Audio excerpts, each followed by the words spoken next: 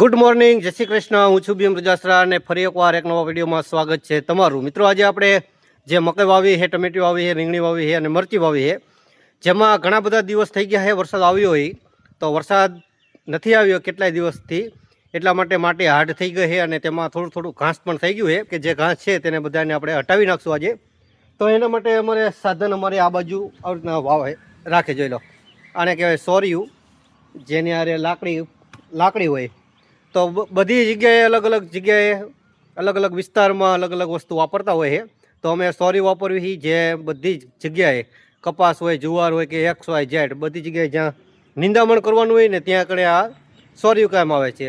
અમુક જગ્યાએ ખરપીઓ, અમુક જગ્યાએ પછી શું કહેવાય નાની એવું હાથમાંથી પકડવાને આવે નીચે બેસીને, એવું બધા અલગ અલગ યુઝ કરતા હોય.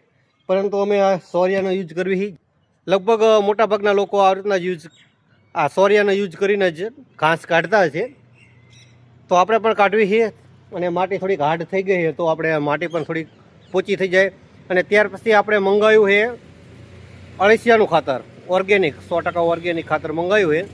આવશે એટલે હું તમને બતાવીશ. અને આપણે મરચી, રીંગણી અને ટમેટીમાં પણ આપણે આપવાનું છે અને સારું નીકળશે તો હું તમને રિકમેન્ડેશન પણ કરીશ કે મેં કોની આગળથી મંગાવ્યું છે, કેટલા રૂપિયાનું ભાવનું મને પડ્યું છે, ટ્રાન્સપોર્ટ ભાવ શું પડ્યો છે અને કુલ એવરેજ કેટલા રૂપિયામાં આપણને ખાતર પડ્યું છે, તેના વિશે આપણે અલગથી વિડીયો બનાવશું અને માહિતી હું તમને આપીશ. 1-2 દિવસમાં જ લગભગ ખાતર આવી જશે. જોઈ લો, આ મરચી આગળ ઘાસ છે આવી રીતના નાનું નાનું છે અત્યારે, એટલે આપણે ઝડપથી હટાવી દઈશું જેથી કરીને મોટું ન થાય અને કોઈ નુકસાન ન કરે. તો તમે આવી રીતના યુઝ કરવાનું હોય. જો આને અમારે સુરેન્દ્રનગર જિલ્લાની આજુબાજુ તો બધા લગભગ આ જ યુઝ કરતા હોય છે સોરિયાનો. જોઈ લો, આવી રીતના. બાકી તમે શેનો યુઝ કરો ઘાસ કાઢવા માટે તે પણ તમે મને કોમેન્ટ કરી અને જરૂર જણાવજો. બાકી આપણે આગળ જે છોડવા છે ને, જો એની બહુ હાર્ડ માટી થઈ જાય છે, એટલા માટે આવી રીતના થોડું થોડું ઊંડા લગી ખોદી નાખશું જેથી કરીને જોઈ લો એકદમ સ્મૂથ માટી થઈ જાય છોડની અડધી.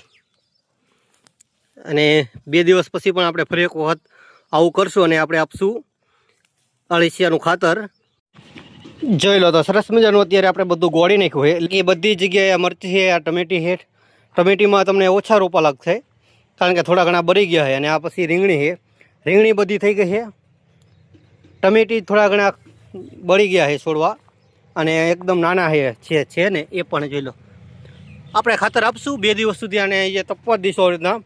અને 2 દિવસ પછી આપણે આવી રીતના ખાડા કરી સાઈડમાં જોઈ લો આવી રીતના, અને અહીંયા કણે ખાતર નાખી દઈશું અને ત્યાર પછી પાણી પાઈ દઈશું. તો 2 દિવસ અત્યારે આને માટીને સુકાવવા દઈશું. એકદમ પોચી કરી નાખી છે અત્યારે. જોઈ લો આવી રીતના. મકાઈને કોઈ જરૂર છે નહીં અત્યારે કંઈ જ. તો અત્યારે આપણે પાણી પણ નથી આપતા અને ખાતરને એવું કંઈ આપતા નથી. અને આ બધું આપણે 100% ઓર્ગેનિક કરવાનો પ્લાન છે, એટલા માટે સ્પેશિયલ આપણે ખાતર પણ મંગાવ્યું છે. થોડું ઘણું મોંઘું પડ્યું છે છતાં પણ આપણે લીધું છે. કેવી ક્વોલિટી આવે છે અને કેવું ખાતર લાગશે આ બધાને એ તો આવનારો સમય બતાવશે. એ પણ અમે તમને શેર કરશું. અને આપણે અહીંયા કણે રીંગણી વાવી હતી, જેમાંથી જોઈ લો અમુક તો આ રહી ને રીંગણી છે વાવીને ત્યારની આવડી છે. અને ત્યાર પછી આ બધા પ્લાન્ટ જોઈ લો એકદમ મોટા મોટા થઈ ગયા છે. અને બળી ગયા તો 1-2 બળી ગયા છે, ખાલી બળી નથી ગયા એ તો પગ ને એવું બધું આવી ગયું હોય એટલે તૂટી ગયા છે. બાકી આપણી મકાઈ પણ સરસ મજાની થઈ ગઈ છે. એમાં આવતીકાલે આપણે એક કાંટો મારી લઈશું અને ક્યાંક ક્યાંક આવું નિંદામણ હોય તો હટાવી લઈશું. બાકી એકદમ સરસ મજાનો પ્લાન્ટ છે, બધી હેલ્ધી પ્લાન્ટ છે. તો મિત્રો, તમને અમારો આ વિડીયો પસંદ આવે તો વિડીયોને લાઇક કરજો, શેર કરજો. અને અમે જે ઓર્ગેનિક ખાતર લાવવાના છીએ અળસિયાનું, જે કેવું નીકળે છે અને કેવી રીતના અમે આપી છીએ, કેટલા રૂપિયાનું પડ્યું છે અમને, તે બધી જ માહિતી આવનારા વિડીયોમાં અમે આપશું. તો તમે અમને સબસ્ક્રાઈબ પણ જરૂર કરી દેજો. મળશું આવતીકાલે એક નવા વિડીયોમાં. ત્યાં સુધી તમને બધાને મારા રાધે રાધે.